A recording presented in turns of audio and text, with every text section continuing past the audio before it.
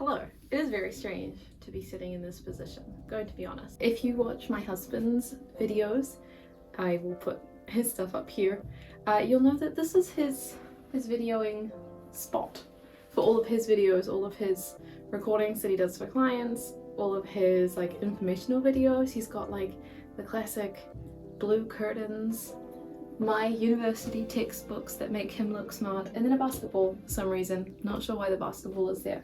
But anyway, it's very strange to be sat here in this position because I'm like never on this side of the room.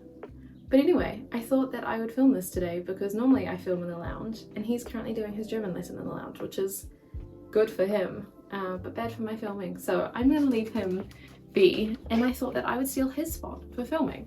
But hi, I'm Michaela. I'm a PhD student at the University of Tübingen, but as you can probably tell by my accent, I'm originally from New Zealand. And I've kind of been documenting my life here in Germany, me going through the PhD process, everything that I've been discovering as I go along this, and not just like the day-to-day stuff, but the expectations that I had, things that I've been finding out along the way about the regulations that I didn't originally know about.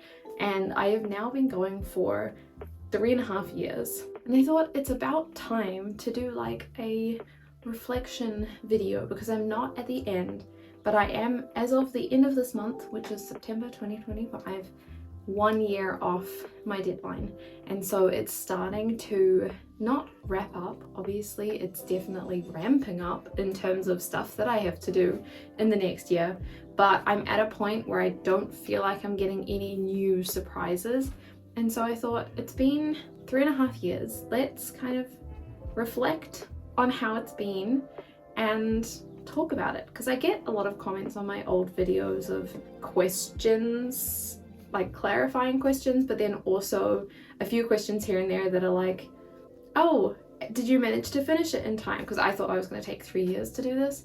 Like, did you manage to finish it in time? How did it go? Did you get everything that you needed to get done? And so, yeah, I thought rather than individually responding to those comments with long answers, that I just talk to you about it in the video. Now, I do have my list of questions, but I'm going to try and keep this under 10 minutes because I have a tendency to ramble in these kind of videos and not really think about the time. So I do actually have a timer going on my watch to keep me accountable, but we'll see if we can do this in under 10 minutes.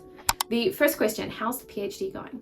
It's going. I actually feel like I'm very happy that I fought so hard for the topic that I did.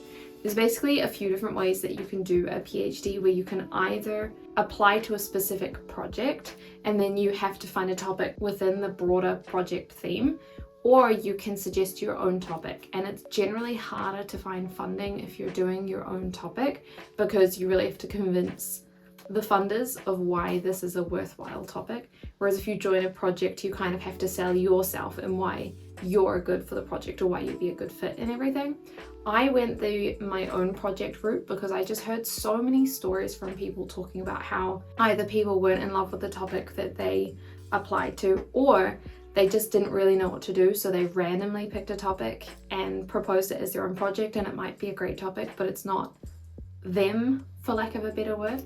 And so they just fell out of love with it, and during the PhD process they just became more and more over it because it's all you're really thinking about for however many years you do the PhD, and they just get sick of it, and either people drop out or they just rush to finish it and kind of, yeah, not give it their all near the end because they just want it to be done. I'm really thankful that I fought so hard for the topic that I ended up choosing because I find it so interesting, and I feel like it draws from so many different aspects that I'm really interested in. So it's not just hard history, it's not just going through and looking at historical events and trying to figure out like how true these events are and what effects this event had on subsequent events. I'm looking at the way people wrote history, constructed history, thought about it, the way that they present their characters, the writing of it, the way they structure their stories. It's very literary history, and it's just so fascinating. And so I'm glad that I've got a topic that is that fascinating, that I'm excited to keep going with this, and I can't believe I've got a year left because I could just keep doing this. Like, I feel like there is so much in my sources that I could keep looking at, and I'm really happy. Yeah, I'm really happy with how it's going. I feel like I've made some good progress. I haven't exactly stuck to my timeline, but I think I'm trying to have grace for myself and recognize that this is also what happened in my master's, where I didn't write a lot at the beginning, and then I just had to like write near the end. And I hoped that I would be able to change that this time, but I recognize that I was out of academia, or like out of studying, for 2 years between my master's and the start of my PhD. And even though I was still in an academic job where I was writing biographies and doing oral histories and interviews and all that, it was a very different style of writing to what I'm doing now. And so it did definitely take me a second to get back into the swing of things. But yeah, no, it's going really well. The next question, how's it changed from what I originally planned? So I mean, I thought I was going to do this in 3 years. Part of it is because I'm someone who really likes to stick to deadlines, and I really don't like overdoing things when I don't have to. I've never actually applied for an extension before in any of my undergraduate stuff. I think the one time I did is when I had 2 essays due on the exact same day, and I couldn't do that on top of my other coursework. But outside of that, I'm not an extensions person. I don't know why. I don't know if it's a guilt tripping thing, or I don't know, but I'm just not an extensions kind of person. So I was determined that I was going to do it within the 3 years. That didn't happen. And part of it, I've realized, is because I've come to Germany rather than doing it in New Zealand or somewhere like the UK. In those places, the average word count is about 86,000 words, because you have 100,000 words maximum, including bibliography and appendices and all that kind of stuff. And so what you normally end up writing is about 86-ish thousand words. At least that's what I have been told by some of my friends who've been recently submitting. They started about the same time as I did, but in a different country. And so they have really had to focus on like concise answers to questions, really making a very specific short book or thesis, and really sticking to that. Whereas from what I understand, 86,000 words is about 200 pages. I have to write about 500 pages for my thesis, and so it's a lot longer. There's a lot bigger expectation.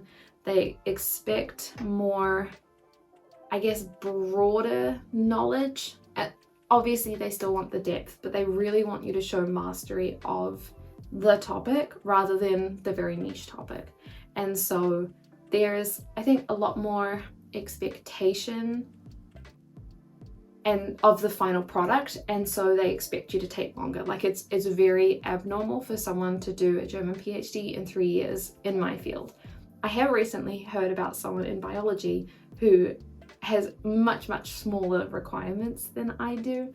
For me, at least what I'm doing in history, there's a lot of writing, there's a lot of translating, there's a lot of bringing together and comparing different sources. And so because of those really high expectations of the product, it takes longer. And so I'm not holding myself to the frustration that I thought this was going to be 3 years, and it's not. I feel like in terms of living here in Tübingen for longer than we expected, that's just something that we have to deal with. But in terms of the actual PhD, it has changed from what I originally expected it to, but I'm like resetting my expectations, so it's not the end of the world. The other thing is that I, like I did with my master's, was very over-ambitious about my thesis in terms of what I thought I'd be able to achieve in those 500 pages. And I've realized that that had to change because I was just trying to do way too much. I basically had 2 sources and I wanted to do 3 themes for each of the sources. And I think that I could have done that if I had been really strict about like only using a few examples in each theme to make sure that I definitely did it. But my first theme was temporality, and I just found so many examples that spoke to temporality that I just kept going and going and going and going. And unfortunately, both good and bad, unfortunately that meant that I did have to change my thesis topic, but on a good point, it's meant that I feel like it's really focused and it's really, let's expand this one topic and look at all of the different varieties from all of the different sides, rather than showing, look at how this technique applies to all of this material, which I think either would have been fine, but I'm happy with how it's ended up. I found I went down the direction that was most interesting to me, and I'm really happy that I've done that. Has it lived up to expectation? I feel like there's been ups and downs. On the one hand, the PhD has been both so much more daunting than I expected in terms of the expectation of Latin knowledge, for example, because my Latin is like, it's fine. I have the certificate to be able to get into the course, and I wouldn't have been able to get into the course without that certificate. And so I do have a good working knowledge of Latin, but I feel light years behind the people that have been doing Latin since they were like 7 in school here in Germany. And so on that front, I still feel very daunted by what I'm doing, and I feel not imposter syndrome, but I don't know, I guess I always query whether I'm good enough to be doing what I'm doing. And I just keep having to remind myself that I wouldn't have got this far if it wasn't, and my supervisor would have said something by this point if I wasn't. And so I'm trying to like hold on to that, but it's just kind of, yeah, that side of it has been really, it's just been an underlying fear that I've had this whole process. In terms of like the other side of the coin, it's been so much more than I expected. I didn't think, well, I'd heard that Germany had lots of money for education. I didn't expect it to be this much money, especially in the humanities, where like everywhere else in the world, it's having funding cuts and everything. I've been able to travel to so many countries, fully funded to go to conferences, than I ever would have expected. I have met so many more people than I would have expected that are now helping me start preparing for the postdoctoral phase, which is exactly what I wanted, but didn't genuinely believe it would happen. And this is why I wanted to leave New Zealand, because I would have had a great education in New Zealand with the supervisors that I had, but it's just so disconnected from the rest of the world. Not in terms of nobody knows anyone, because obviously with Zoom, with online conferences, with publishing being very, very digital nowadays, there is that connection there, but you're not just like walking down the street and meeting someone, or like attending a relatively casual conference, small conference, maybe 15 people, and meeting someone who might later employ you. Like, it's just not happening on the frequency in New Zealand that I'm getting it here in Germany.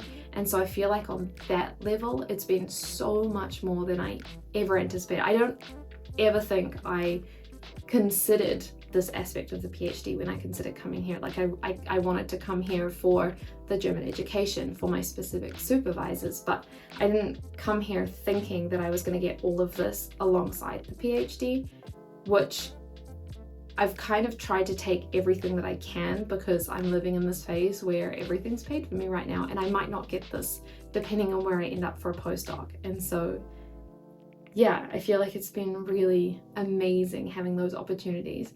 And I think that has also contributed to how much time has been pushed out with the PhD. Like, potentially I could have done this in 4 years instead of 4.5 or 5 years, however long it ends up being. But I've also been able to publish and go to conferences and do all of these extra things that hopefully will help me become more employable afterwards. So I don't know, we'll see.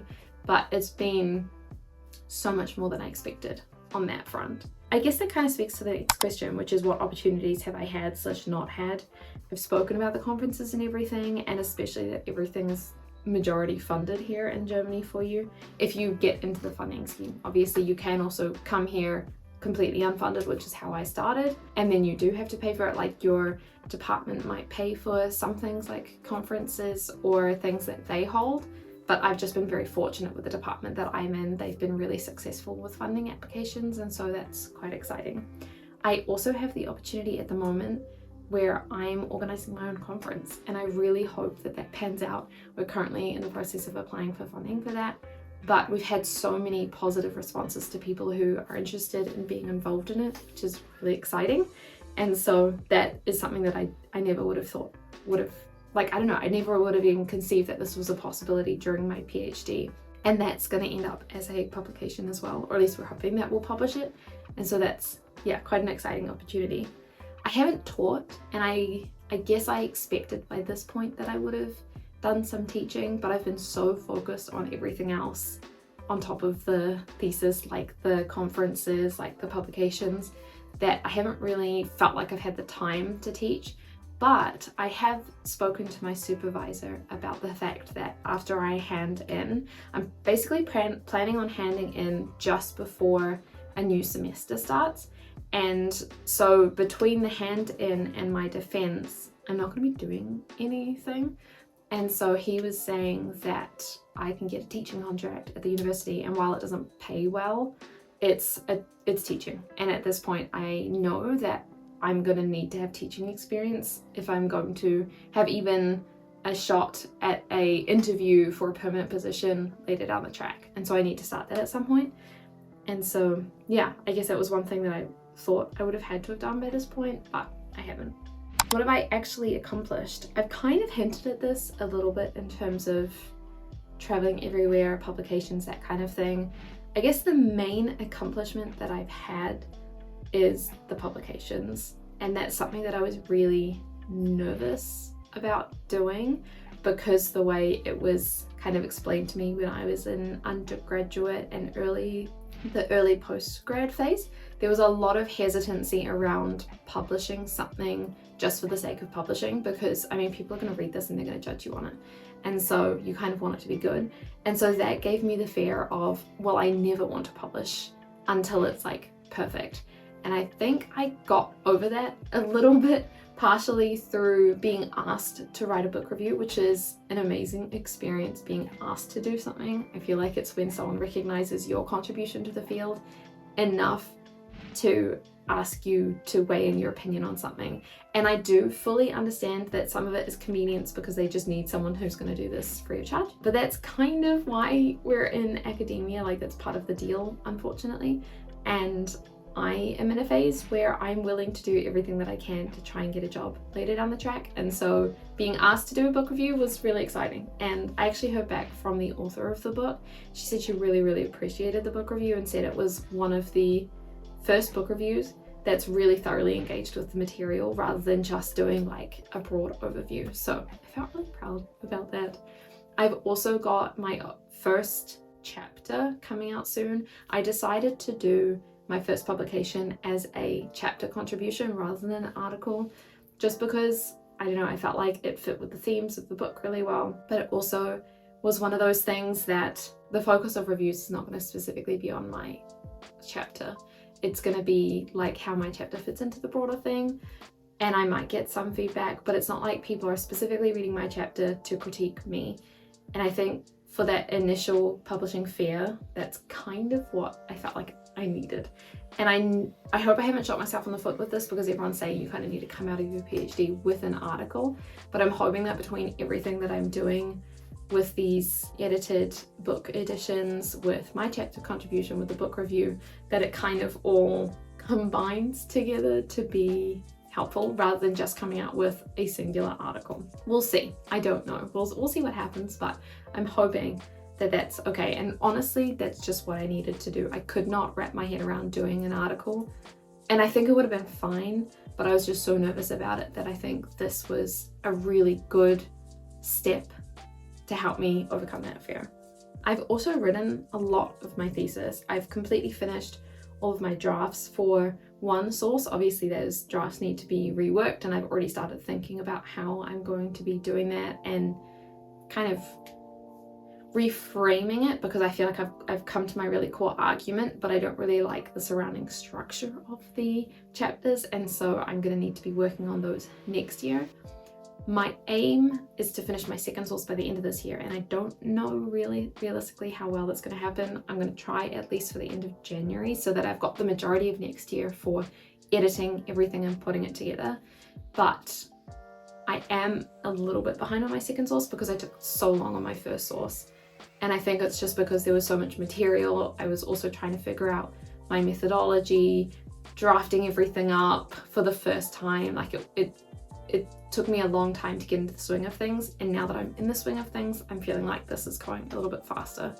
And so I'm trying not to panic that I've got a relatively short time to be doing the drafts for my second source compared to what I did for my first source, but I also feel like I'm a lot more knowledgeable now. So yeah, we'll see. Basically, I'm on track, and I feel like between the publications, between all the conferences I've gone to, I've accomplished a lot throughout this period.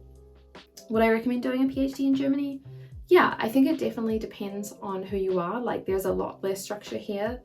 There's no like interim reports or anything like that. It really is, if you're not in a project, what you make it. I've been myself very driven to go to these conferences, to apply the things, to take part in different events that my university is holding, to be able to meet people. Sometimes I've just had to pay for stuff myself because my scholarship doesn't cover it, whereas somebody's project might cover it for them. And yeah, I think it's been a bit of a give and take, but I've really pushed to make it everything that I wanted it to be, because I literally uprooted my life, moved to the other side of the world to be able to come do this, and so I didn't really want to settle. I don't think it's for everyone. I know some people really struggle with the outside of PhD stuff in terms of actually living in Germany, in terms of the bureaucratic side of here, which is really difficult, to be honest. Sometimes the uni is really not supportive. I think you'd probably find that anywhere, but I think there can be especially a culture clash depending on where you come from. But New Zealand and Germany, for example, very different way that they run things, and so that has been a bit of a culture clash, and kind of had to get used to that.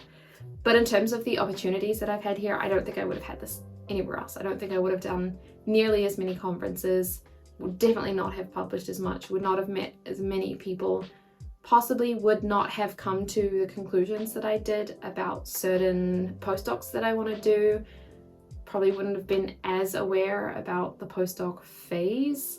Basically, there's been a lot of people who've come to Tübingen and passed through Tübingen, and we've met so many people that have really helped me understand this whole academic world. And from what I've seen of some of my friends that have gone to other universities, for example, in the UK, you're very much in this like PhD bubble. And I think that can be really beneficial. Whereas I've really had to wear multiple hats during my PhD. And I think that's fine. I personally have really enjoyed it, but I think some people wouldn't cope as much with that. So yeah, I think I'm really glad we came to Germany. I think it's definitely been a lot more eye-opening than I expected, and not as rosy as I originally dreamt it up to be. But it has also been, I think, the best place for me to be for the topic that I'm doing, as well as setting me up for hopefully a postdoc afterwards. We'll see. And then I guess the big question is the whole book thing. Basically, in a video that I did a while ago, I can link it here, but I was a couple of months into my PhD and found out that I don't get the title of doctor until I publish my thesis as a book. You've got to also publish like 250 copies or something. It's different for each university. I think for my one, it's either 150 or 250. Need to double check. And the easiest way to do that is to self-publish, but then it's really hard to get a job afterwards, apparently. So most people try and get a book contract. Have I got a book contract? No. I think I possibly would have if I was finishing in 3 years, but I'm planning on taking about 4.5 to 5 years, depending on the time I finally submit. And so I'm only going to be starting to look and applying for book contracts next year. I have looked into the requirements though, and I've started thinking about publishers that I want to work with that I think would be a really good fit for my topic. And what I've discovered is that most publishers require you to submit draft chapters, and I'm just not at the place to be able to do that yet. And so my plan is to currently work on getting all of my drafts done. And then my first goal for next year is going to be working through the 2 chapters that I want to submit with the book contract applications. And that way those 2 are done, but then also they're good enough to be able to send off for that. I'm trying my hardest to write for publication and not specifically for a doctoral committee. I do understand that it's going to be that, and I also know that there's going to be more information in my thesis than in the final book, because most of these books have a page limit, which is much smaller than the doctoral thesis limit. And so there's going to be a difference, and I know I'm not going to be writing everything for the final book, but I would prefer to write for the final book so that there's less to change, basically, in the long run. So we'll see what happens with that. I am heading down the path. I'm definitely not as scared as I was back in the day, and I've seen a lot of people get book contracts. I've also spoken to one publisher who was kind of interested in my topic. I don't think I'll end up going with them just because their requirements for actual publication are not quite what I think I would be able to do, or they don't quite fit with what I'm doing. But I am definitely not as scared as I thought I would be by this point. So yeah, it's positive. I'm feeling like I'm going to achieve it, which is good. And my main goal is I'd really like to have a book contract before I submit. That's the main thing. So, I didn't write this question down. I also, in that same video, talked about how I found out you have to defend 2 topics at your thesis, and I've chosen my second topic already, which is super exciting. I basically have started talks with someone about a postdoc idea, and I thought if I'm going to be writing applications for the postdoc idea, I might as well use that for my second topic. And that way I'm not just like researching something for the sake of researching it, just to be able to answer questions for like half an hour, however long it is in the defense. That way I'm actually using the knowledge that I'm learning for applications to try and do this as a later thing. So that's super exciting as well, to finally have some postdoc ideas as well and kind of think about what might be coming next. So that was so much longer than anticipated. That was 26 minutes. I absolutely failed at keeping this under 10 minutes, but I just wanted to, kind of talk through and reflect on the process. And I'll do this again when I'm finished with my PhD, kind of summarize the whole experience, but I'm currently feeling optimistic. I think I'll get everything done in time. Might not happen, let's be honest here, but I am hopeful that this will all be able to get done in time. And by this time next year, I will be in the very, very final stages ready to submit, which is kind of scary to think about. I'm trying not to think that far ahead because I don't want to be daunted by something that I have no control over just yet. But yeah, thank you for watching. I hope that you enjoyed this in this random new location. I fully took over Luke's workspace. But yeah, thanks for being here, and I'll see you with another video very soon. Bye! Caught behind Venetian blinds, out of reach for the city lights. This ain't